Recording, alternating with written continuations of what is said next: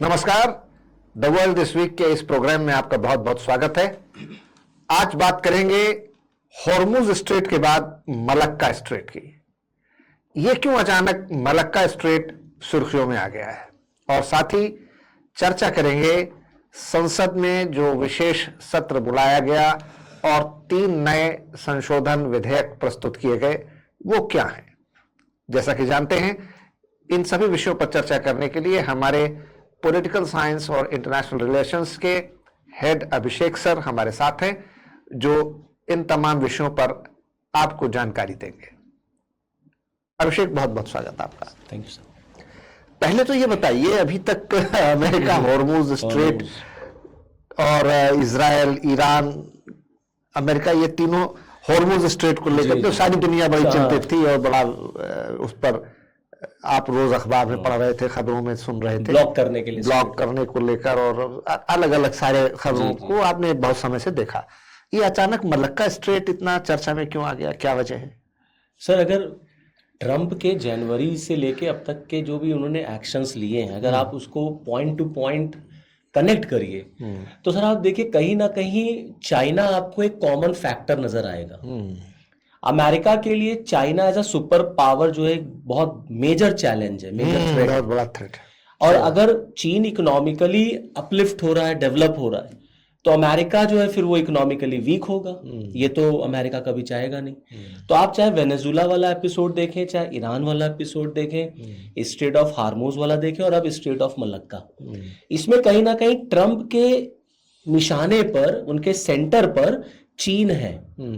Venezuela में उन्होंने जो काम किया उसको भी कहीं ना कहीं वो चीन को ही जोड़ रहे थे चाइना के साथ। चाइना तक सप्लाई नहीं पहुंचनी चाहिए, क्योंकि वेनेजुला का जो लार्जेस्ट बायर था ऑयल का, वो चाइना था। तो चीन तक एनर्जी सप्लाई को कट कर दिया जाए। स्ट्रेट ऑफ हार्मूज को अमेरिका ने ब्लॉक करने की धमकी दी, उन्होंने कोशिश की, अपने नेवी को भी भेजा, only because to cut down the supply chain to China, क्योंकि ईरान का 90% क्रूड ऑयल चाइना ले रहा था। ठीक बात है। और वो भी ईरान ने कह दिया पेट्रो युआन में आप करिए। तो चाइना की करेंसी का इंटरनेशनलाइजेशन हो रहा है, डॉलर की हेजेमनी को चैलेंज हो रहा है। प्लस साथ ही साथ में ईरान ने यह भी कहा कि स्ट्रेट ऑफ हॉर्मुज सबके लिए बंद है एक्सेप्ट चाइना। तो कहीं ना कहीं चाइना को उससे फायदा कंटिन्यूटी में कंटिन्यूअसली मिल रहा था। ये अमेरिका के लिए एक बहुत बड़ा थ्रेट था। तो अमेरिका को बहाना चाहिए, तो ट्रंप जो है ईरान से लड़ने लग गए, स्ट्रेट ऑफ हॉर्मुज को ब्लॉक कर दिया। इसीलिए चाइना ने ट्रंप को धमकी भी दिया कि don't interfere in our business. और अब ये जो स्ट्रेट ऑफ मलक्का वाला इशू, आप देखिए सर, अगर आप मैप पर देखें कि चीन का ट्रेड कैसे होता है, तो मैक्सिमम क्या, चीन का होलसेल ट्रेड सी रूट से ही होता है। जाहिर सी बात है, क्योंकि चाइना के ऊपर आप जाएंगे तो मंगोलिया है, उसके ऊपर आप जाएंगे तो रशिया है। तो चाइना का जो ईस्टर्न वाला हिस्सा है, वो वहां से उनके वेसल्स, कार्गोज निकलते हैं साउथ चाइना सी होते हुए, स्ट्रेट ऑफ मलक्का होते हुए, इंडियन ओशन होते हुए वो गल्फ चले जाते हैं। एक रूट उनका गल्फ है, स्ट्रेट ऑफ हार्मूज, और फिर एक रूट उनका चला जाता है रेड सी होते हुए मेडिटेरियन सी। ठीक कह रहे हैं। इसीलिए चाइना इंडियन ओशन वगैरह में अपनी प्रेजेंस को बढ़ाता है, हाँ, और उसको मजबूत करता है कि उसका व्यापार जो है वो डिस्टर्ब नहीं होना चाहिए। स्ट्रेट ऑफ मलक्का जो है वो सिंगापुर और इंडोनेशिया के बीच का एक नैरो पैसेज है, वाटरवे है, नैरो पैसेज, बहुत पतला सा है। इसको 3 कंट्रीज मैनेज करते हैं, सिंगापुर मैनेज करता है, इंडोनेशिया करता है और मलेशिया करता है। और ये वर्ल्ड का one of the busiest trade routes है स्ट्रेट ऑफ मलक्का। यहीं से ट्रेड होता है to Japan, to Korea and to ASEAN countries through your Gulf region. और स्ट्रेट ऑफ मलक्का से चाइना का 80% ऑफ क्रूड ऑयल जाता है, और वर्ल्ड का 40% ट्रेड स्ट्रेट ऑफ मलक्का से कवर होता है। तो अब अमेरिका कैसे ये बर्दाश्त करे कि 80% चीन का तेल यहीं से जा रहा है। तो वो जो चोक पॉइंट्स हैं चाइना के, वो उसको ब्लॉक कर रहा है। तो स्ट्रेट ऑफ हार्मूज ब्लॉक किया, अब स्ट्रेट ऑफ मलक्का पे आ गया, जिससे चीन को हम इकोनॉमिकली कमजोर करें। और स्ट्रेट ऑफ मलक्का पे अब उसकी नजरें कैसी हैं कि इंडोनेशिया के डिफेंस मिनिस्टर अभी पेंटागन पहुंचे। अमेरिका ने इंडोनेशिया के साथ डिफेंस पैक्ट किया है। उस डिफेंस पैक्ट से अमेरिका को ये एक एज मिलेगा to keep an eye over Strait of Malacca, और वो वहां से चाइना के मैटर्स में इंटरफेयर कर सकता है। अमेरिका पूरे स्ट्रेट ऑफ मलक्का को कंट्रोल करने की कोशिश कर रहा है, just to disturb China's economy, क्योंकि चाइना के लिए ये स्ट्रेट बहुत इकोनॉमिकली बहुत इंपॉर्टेंट है। इसीलिए आप देखेंगे चाइना साउथ चाइना सी पर अपनी हेजेमनी को क्रिएट करता है। और भारत के लिए भी स्ट्रेट ऑफ मलक्का बहुत इंपॉर्टेंट है, क्योंकि हमारे बहुत नजदीक है, अंडमान निकोबार से हार्डली 24 आवर्स का डिस्टेंस है। और जो हमारा ग्रेट निकोबार प्रोजेक्ट है, उसके कंप्लीट हो जाने के बाद स्ट्रेट ऑफ मलक्का और भारत के बीच जो एक्सेसिबिलिटी है वो और बढ़ जाएगी। हमारा भी व्यापार स्ट्रेट ऑफ मलक्का से होता है टू आसियान कंट्रीज, यही रूट है आसियान कंट्रीज जाने के लिए। सिंगापुर तक का व्यापार इसी मार्ग से होता है। तो इसीलिए ट्रंप जो है अब स्ट्रेट ऑफ हार्मूज के बाद स्ट्रेट ऑफ मलक्का, ये चोक पॉइंट्स हैं सर, जिसको अमेरिका अपने डोमिनेंस में लाना चाहता है। ठीक कह रहे हैं। 2003 में मैं एक लास्ट पॉइंट और बताऊं सर, 2003 में चाइना के जो राष्ट्रपति थे हु जिनताओ, तो उन्होंने एक वर्ड कॉइन किया था Malacca dilemma, the Malacca dilemma. मतलब चाइना ये दिखाता है कि how much importance straight of Hormuz carries for China. और अगर स्ट्रेट ऑफ मलक्का बंद हुआ या कोई भी इशू डिस्टर्ब हुआ, चाइना की इकोनॉमी डिस्टर्ब हो जाएगी, जाहिर सी उसकी सप्लाई चेन टूट जाएगी। इसीलिए मलक्का डायलेमा है, इसीलिए मलक्का डिलेमा। और इसीलिए चाइना जो है इंपॉर्टेंट है, वो चाइना के लिए इंपॉर्टेंट है। और अमेरिका चाइना की इकोनॉमी को डिस्टर्ब करने के लिए सारा काम कर रहा है। इसीलिए चीन ने पाकिस्तान के साथ मिलकर के चाइना पाकिस्तान इकोनॉमिक कॉरिडोर बना दिया, क्योंकि वो वेस्टर्न एरिया से चाइना ग्वादर आपके जो है पोर्ट तक चला आएगा, ग्वादर पोर्ट तक। तो ग्वादर पोर्ट से उसको एक्सेसिबिलिटी मिल जाएगी अरेबियन सी, और बगल में स्ट्रेट ऑफ हार्मूज, वहां से वो व्यापार करेगा। इन फ्यूचर अगर स्ट्रेट ऑफ मलक्का के साथ कोई इंसिडेंट या कोई इस तरीके का इशू होता है तो ये फ्यूचर प्लान था चाइना का। तो ये दिखाता है कि स्ट्रेट ऑफ मलक्का चीन के लिए बहुत इंपॉर्टेंट है। बिल्कुल ठीक है। और चाइना अब इसको बर्दाश्त करेगा नहीं करेगा। और मुझे लगता है कि अमेरिका और चाइना स्ट्रेट ऑफ मलक्का के ऊपर फिर एक दूसरे के आमने सामने आ सकते हैं। तो अभी तो कोल्ड वॉर 2.0 में यूएसएसआर की जगह या रशिया की जगह चाइना ने ले लिया है। अब चाइना और अमेरिका के, देखिए वेनेजुला में चीन अमेरिका, ईरान में चीन अमेरिका, ताइवान का इशू चीन अमेरिका, तो अब हर जगह ज्यादा चीन और अमेरिका ही होता है। तो ये सारी चीजें, क्योंकि दोनों के कॉन्फ्लिक्टिंग और कॉम्पिटिटिव इंटरेस्ट है। कॉम्पिटिटिव इंटरेस्ट है, और चीन की हेजेमनी अमेरिका कभी टॉलरेट नहीं करेगा। और अमेरिका की हेजेमनी चाइना टॉलरेट नहीं कर रहा है। डॉलर की हेजेमनी चीन टॉलरेट नहीं करता, वो युआन को आगे प्रमोट करता है। ये सारे इश्यूज हैं। अच्छा, हमारी संसद का विशेष अधिवेशन बुलाया गया है जी, और उसमें 3 संशोधन विधेयक प्रस्तुत किए गए हैं।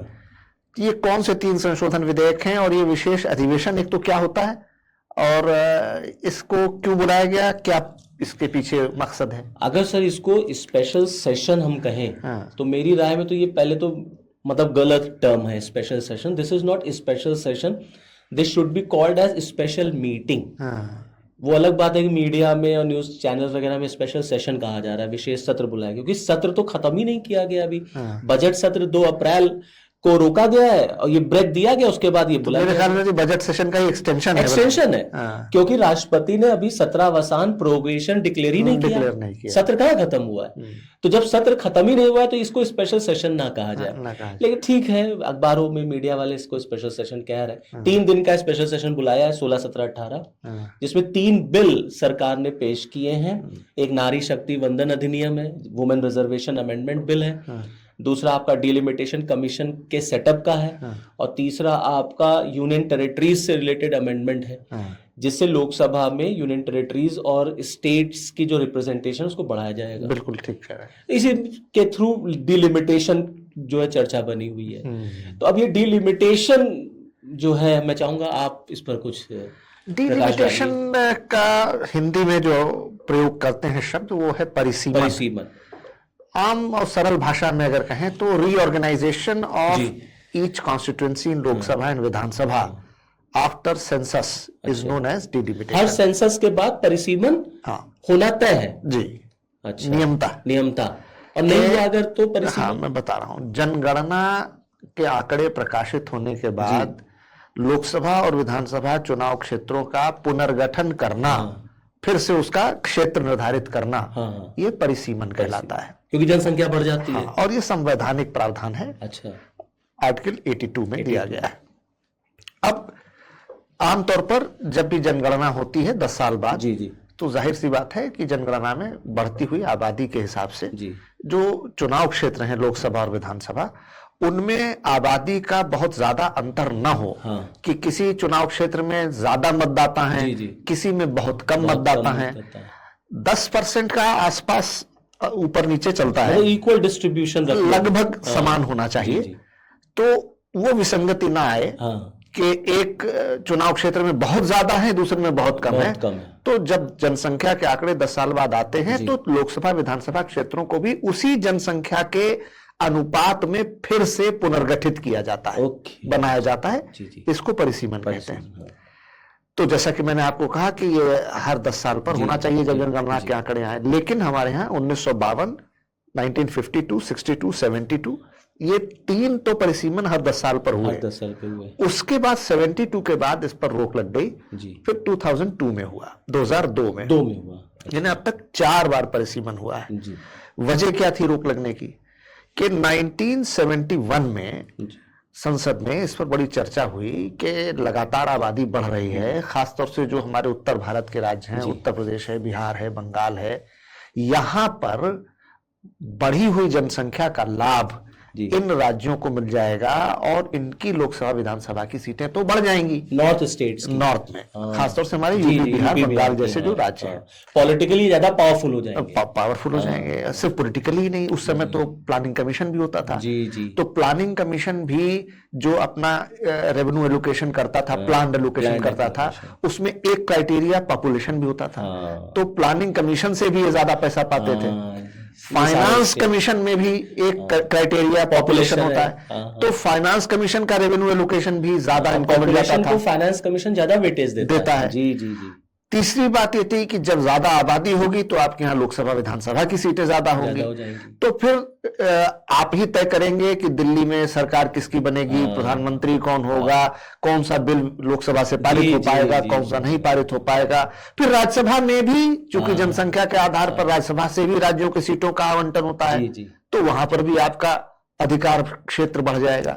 इसीलिए साउथ विरोध कर रहा है, क्योंकि साउथ ने अपने यहाँ पर फैमिली प्लानिंग मेजर्स को, फैमिली प्लानिंग लॉज को थोड़ा सख्ती से लागू किया और ये कोशिश की कि उनके राज्यों में आबादी न बढ़ने पाए। तो उस हिसाब से अगर देखें तो उत्तर भारत के यूपी, बिहार, बंगाल जैसे राज्यों में आबादी ज्यादा बढ़ गई, जबकि दक्षिण भारत के राज्यों में तमिलनाडु, केरल, कर्नाटक में आबादी उस हिसाब से नहीं बढ़ी और जनसंख्या लगभग स्थिर बनी रही। सही। तो उन्होंने कहा कि साहब आप बढ़ी हुई जनसंख्या का लाभ इन राज्यों को दे रहे हैं, यूपी, बिहार, बंगाल, उत्तर भारत के राज्यों को, और हमें आप सजा दे रहे हैं, हमें आप दंडित कर रहे हैं। जबकि आप जिनको बीमारू राज्य कहते हैं वो सब उत्तर भारत के राज्य हैं, जिनको आप कहते हैं कि अगर हम भारत के इन 4-5 राज्यों को निकाल दें जो हमारे देश में गरीबी, पिछड़ापन, कम विकास होने के बड़े कारण के रूप में देखे जाते हैं, तो आप उनको उनकी इस बढ़ती जनसंख्या का इनाम दे रहे हैं। और हमने अपने राज्यों में कठोर नियम लगाए, कानून बनाया, पॉपुलेशन न बढ़े इसके लिए मेजर्स, अनपॉपुलर मेजर्स लागू किए ताकि पूरे देश का भला हो। तो हमें आपने प्लानिंग कमीशन का पैसा कम कर दिया, फाइनेंस कमीशन का रेवेन्यू कम कर दिया, सीटें हमारी घटा दी, और अब बढ़ी हुई जनसंख्या का लाभ इनको और बढ़ेगा। सही। तो काफी जिद्दोजहद के बाद 71 में फिर ये फैसला लिया गया कि अच्छा अब 25 साल के लिए हम लोग आबादी के बढ़ते हुए अनुपात में सीटों की संख्या को नहीं बढ़ाएंगे। ये 71 में ये रोक लग गई इंदिरा गांधी के समय में। और इस तरह से ये जो 71 की जनसंख्या आंकड़ों का प्रयोग किया जाएगा, आगे के आंकड़ों का प्रयोग नहीं किया जाएगा। तो जब सन 2000 में उसकी अवधि समाप्त हो गई, ये सब करते करते 1975 आ गया, और ये हुआ कि अगले 25 साल तक के लिए फिर जनसंख्या नहीं बढ़ने के बावजूद उसका लाभ नहीं मिलेगा। और फिर यही बात जब अटल जी की सरकार थी, वो अटल बिहारी वाजपेयी प्रधानमंत्री थे, तो 84th अमेंडमेंट 2001 आया और अगले 25 साल के लिए फिर उसे और बढ़ा दिया इसको गया। और बढ़ा दिया गया। तो अब ये जो 71 वाली जनगणना थी, ये सन 2000, उसके बाद 2000 से फिर 25 साल और 2025, यानी कि 84th कॉन्स्टिट्यूशनल अमेंडमेंट के जरिए ये बढ़ा दी गई और बढ़ी हुई जनसंख्या का जो लाभ था वो फिर इन राज्यों को नहीं मिला। तो जनसंख्या के आंकड़े तो हर 10 साल पर आए, लेकिन परिसीमन फिर 1972 के बाद जाकर 2002 में हुआ, लेकिन फिर भी लोकसभा विधानसभा की सीटें नहीं बढ़ी। अच्छा, सीटें नहीं बढ़ाई, केवल उन्हीं सीटों में एससी और एसटी की संख्या सीटों की बढ़ाई गई। अच्छा, एससी एसटी खाली केवल तो 543 सीटें जो हमारी लोकसभा में वो वही रही और इन्हीं में एससी एसटी की सीटें बढ़ा दी गई। ये अब 2020-21 में हमारी जनगणना होनी चाहिए थी, लेकिन कोविड के कारणों से नहीं हो पाई जी। और इसकी वजह से 2025-26 में सरकार ने कहा कि अब हम जनगणना कराएंगे, लेकिन वो सब करते कराते अब 2026 बीतने का समय आ गया। इस बीच भारत सरकार उस कानून को लेकर के आई जो कि 2023 में पारित हुआ, नारी शक्ति वंदन अधिनियम, जिसमें महिलाओं को 33% सीटें लोकसभा और विधानसभा में आरक्षित की गई। अब ये अधिनियम पारित हो गया। पहली बार 1996 में श्री एच.डी. देवगौड़ा जब यूनाइटेड फ्रंट गवर्नमेंट के प्राइम मिनिस्टर थे, उनके समय में विमेन रिजर्वेशन बिल 1996 में पेश हुआ था। लोग कहते हैं, कुछ लोग कहते हैं राजीव गांधी के टाइम में भी नहीं। देखिए, राजीव गांधी के समय में महिलाओं के आरक्षण का कानून प्रस्तुत हुआ था। अच्छा। वो पंचायतों में था, जिसको आगे चल के, जिसको कि 1991 में जब नरसिम्हा राव की सरकार बनी तो फिर 74th अमेंडमेंट 1992 से महिला आरक्षण विधेयक लागू हुआ कानून बनकर, लेकिन पंचायतों में। तो आप ये कह सकते हैं कि राजीव गांधी की सरकार ने महिलाओं को राजनीतिक क्षेत्र में आगे बढ़ाने के लिए आरक्षण के प्रावधान की शुरुआत की, लेकिन लोकसभा और विधानसभा में एच.डी. देवगौड़ा के समय 1996 में कानून रखा गया। उसके बाद 98 में भी कोशिश हुई, लेकिन ये पारित नहीं हो पाया। फिर 2000 में भी हुई। आखिरी बात डॉक्टर मनमोहन सिंह की सरकार के समय 2009-10 में फिर एक ऐसी कोशिश हुई, लेकिन फाइनली पास नहीं हो पाया। तो 2026 में अब सरकार उस कानून को संशोधित करने के लिए संविधान संशोधन ला रही है, जो 2023 में पास हो चुका है। नारी शक्ति वंदन अधिनियम पास हो चुका है और इसमें महिलाओं को 33% सीट लोकसभा और विधानसभा में आरक्षित करने का प्रावधान भी हो चुका है। तो संशोधन किस बात का है?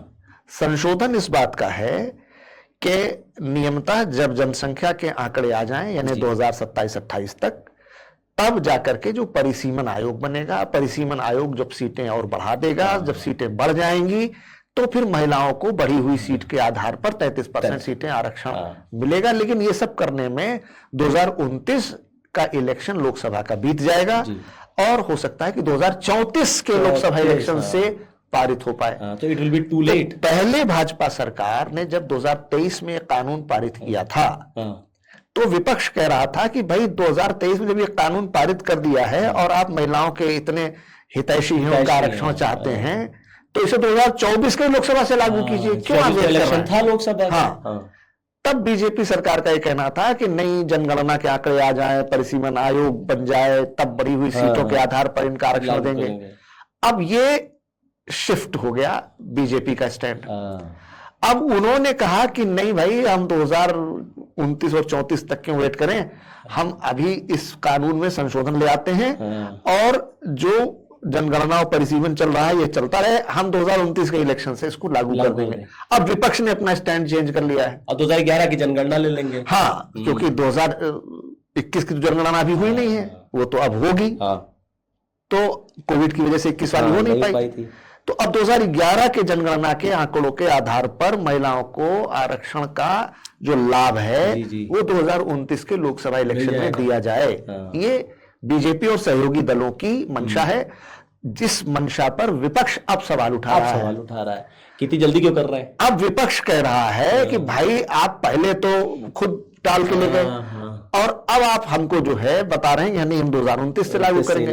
अब विपक्ष ने अपना स्टैंड चेंज कर लिया है कि पहले आप परिसीमन कराइए, जी। पहले आप जनगणना कराइए, जनगणना में भी जातिगत जनगणना जब आ जाए, उसके आंकड़े आ जाएं, तब नया परिसीमन आ जाए, हाँ। उस नए परिसीमन के हिसाब से कराइए। क्यों 2011 के आप जनगणना पर कराएंगे, क्यों नहीं 2027 के जनगणना पर करा रहे हैं? सही सही। इसमें इसका मतलब यह है कि आप उत्तर भारत में जहां आपकी जीत की संभावनाएं ज्यादा रहती हैं, जहां पर बीजेपी का व्यापक जनाधार है, जहां पर आपने विधानसभा में और लोकसभा में अच्छा प्रदर्शन किया है, वहां पर आप अपनी सीटें बढ़ा लेना चाहते हैं।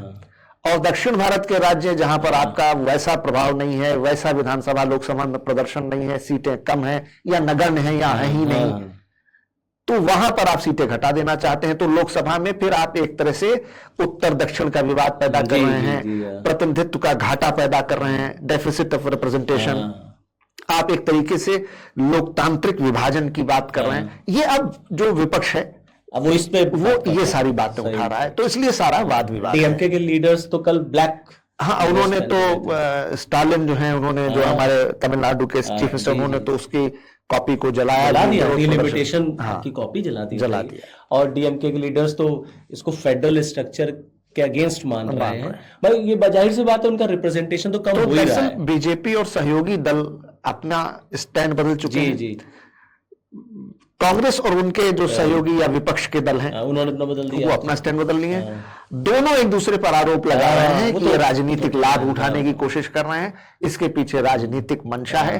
भाई जाहिर सी बात है, चाहे सत्ता पक्ष हो या विपक्ष हो, सभी राजनीति कर रहे हैं। राजनीति करना ही पॉलिटिकल पार्टी का राजनीति की मंडी बड़ी नशीली है और यहाँ पर मदिरा सबने पी ली, ये मुद्दा है। और इसीलिए साउथ वालों, अच्छा ये बात भी है सर कि साउथ का वाकई में रिप्रेजेंटेशन तो कम होगा ही, 50% जो ये कह रहे हैं सीटें बढ़ेंगी। हाँ, लेकिन कल जो प्रधानमंत्री श्री नरेंद्र मोदी ने संसद में ये कहा है कि ये मोदी की गारंटी है, मैं किसी को भी क्रेडिट चेक, ब्लैंक चेक, न नॉर्थ न साउथ न ईस्ट न वेस्ट न सेंट्रल, मैं किसी भी राज्य का कोई नुकसान नहीं होने दूंगा। और मैं नहीं तो सर ये तो ऐसे ही हुआ ना, जैसे किसी की सैलरी 1 करोड़ है, उसका 50% बढ़ा दीजिए, और किसी की सैलरी 10 लाख है, उसका 50% बढ़ा दीजिए, तो डिस्टेंस रहेगा कि नहीं रहेगा? हाँ, तो जाहिर सी बात है।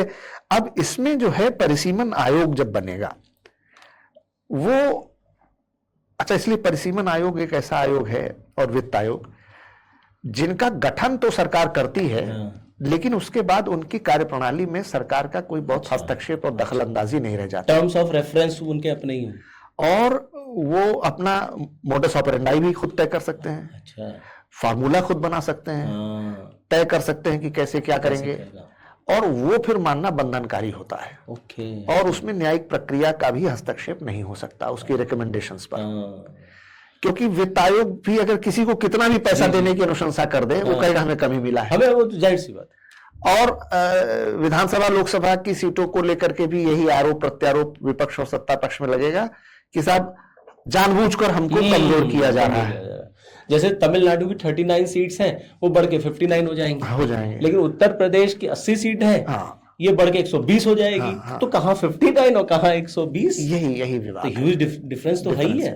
इसी को मैनेज करना, और इसीलिए श्री योगेंद्र यादव, कपिल सिब्बल और ऐसे जो लोग हैं वो ये बता रहे हैं कि बीजेपी अपने इस कदम से लोकतांत्रिक चाल चरित्र चेहरा बदल देगी, स्थायी रूप से आ जाएगी, और बहुत सारी बातें गांधी भी कल कह लगा रहे हैं। लेकिन थ्रेट टू डेमोक्रेसी, एक बात मैं बता दूं, हमारे देश का जनमानस बहुत बुद्धिजीवी है, बहुत समझदार है, बहुत होशियार है, और उसमें लोकतांत्रिक बुद्धि, लोकतांत्रिक डेमोक्रेटिक विजडम बहुत है। और वो पढ़ा लिखा है नहीं है, ये बहुत महत्वपूर्ण नहीं है, लेकिन उसकी समझ, उसकी सोच बहुत स्पष्ट है, लोकतांत्रिक समझ, उसके लोकतांत्रिक मूल्य बहुत मजबूत हैं, डेमोक्रेटिक वैल्यूज बहुत स्ट्रांग है, डेमोक्रेटिक अंडरस्टैंडिंग, डेमोक्रेटिक विजडम बहुत, इसलिए हमारे के यहाँ बांग्लादेश या नेपाल और पाकिस्तान जैसा वो जानती है कि कौन क्या कह रहा है और उसका कितना मतलब है, और कहना क्या चाहता है और क्या कह रहा है। पॉलिटिकली समझ तो है, तो वो चुप रहेगा, लेकिन खामोशी से अपना फैसला चुनाव के दिन देगा, चुनाव के जरिए, मतदान के जरिए दिखाता है। और इसलिए देखिए, हमारे यहाँ जो भी क्रांति होती है वो चुनाव के जरिए होती है, बैलेट से होती है, बुलेट से नहीं होती। ये बात तो सही है।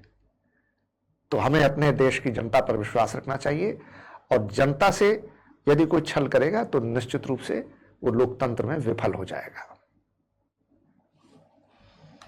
इस पर मुझे लगता है क्योंकि ये इतना विस्तृत और विशाल फलक लिए हुए विषय है कि हम लोग को अलग से एक वीडियो बनाना चाहिए बिल्कुल। जिसमें केवल पहला वीडियो हो, नारी शक्ति वंदन अधिनियम, हाँ। और इसमें जो आरक्षण का प्रावधान किया गया है ये ये जैसे बिल कब आया 15 साल कैसे? के लिए आया है, हाँ। उसके बाद कैसे आगे बढ़ेगा, हाँ। सीटें जो बढ़ जाएंगी उनमें कैसे समायोजन होगा, राज्यों में कैसे करेंगे, फिर जो हमारे राजनीतिक दल हैं वहां तो लोकतांत्रिक प्रणाली है हाँ, नहीं, वहाँ है नहीं, वहां पर जो महिलाएं खुद कैसे आगे बढ़ें, कैसे बढ़ेंगी, महिलाओं को उनका अधिकार वास्तविक रूप से कैसे मिले, अब वहां जो नेपोटिज्म है वो कैसे खत्म हो, तब तो एक गांव की महिला संसद तक जा सकती है, वरना तो फिर सोर्स सिफारिश से या उन पारिवारिक बिल्कुल बैकग्राउंड की महिलाएं जाएंगी जिनका राजनीति में दखल है। आधे से ज्यादा तो वही रहेंगी। हाँ, तो एक तो हम लोग को इस पर डिस्कशन करना चाहिए अलग से, वो अलग वीडियो होना चाहिए। दूसरा, परिसीमन आयोग क्या होता है, परिसीमन की प्रक्रिया क्या होती है, अब तक कितनी बार हुआ, क्यों नहीं हुआ, बीच में डिलिमिटेशन कमीशन के प्रोविजंस कैसे होते हैं, इसका डिलिमिटेशन कमीशन बनने का प्रोसेस क्या होता है, उसमें क्या क्या, उसमें जैसे चीफ इलेक्शन कमिश्नर मेंबर होते हैं, हर राज्यों से उसमें 5 MP 5 MLA लिए जाते हैं। अच्छा। उसका भी बड़ा एक डिटेल्ड प्रोसेस है। और तीसरा, हम लोग को इस पर डिस्कशन करना चाहिए कि ये जो अमेंडमेंट आ रहा है नारी शक्ति वंदन में, वो क्यों आ रहा है। हाँ, तो इस पर जो है हम लोग, हाँ, ये एक बड़ा, तीनों अलग अलग वीडियो बनाने पड़ेंगे ताकि इस पर विस्तृत चर्चा हो और बारीकी से हर छोटी बड़ी बात पर हम लोग अपने स्टूडेंट्स को, व्यूअर्स को बता सकें आसान भाषा में। बिल्कुल, डेफिनेटली। तो देखते रहिए हमारा programme the world this week और इंतजार कीजिए आने वाले तमाम नए वीडियोस का, जो आपको रूबरू रखेंगे उन तमाम जानकारियों से, वाकिफ कराएंगे अपने देश और विदेश में हो रही तमाम हलचलों से, और साधारण, सरल, आसान, समझने वाली भाषा में आप अपने जनरल स्टडीज, करंट अफेयर्स, उसको भी अपडेट कर सकेंगे। इसलिए निवेदन है, गुजारिश है, आग्रह है, रिक्वेस्ट है, कृपया हमारा चैनल शेयर करें, सब्सक्राइब करें और प्रोग्राम को लाइक जरूर करें। बहुत बहुत धन्यवाद। धन्यवाद। जय हिंद। जय हिंद।